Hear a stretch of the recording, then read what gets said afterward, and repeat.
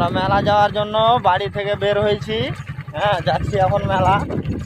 দুজন, সাদ্দাম, আমি। আসসালামু আলাইকুম।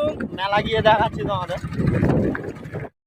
আমরা বহরমপুর মেলা ঢুকে ওই মেয়েটা ডরে নামলো। হ্যাঁ, পালালো ভাই ডরে। মেয়েটা দেখো ভাই, মেয়ের হালাত একদম পুরা খারাপ।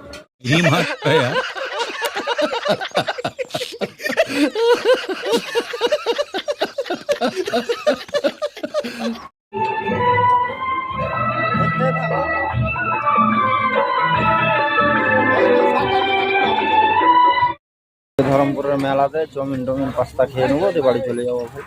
হ্যাঁ, এরপরে দেখতে থাকো।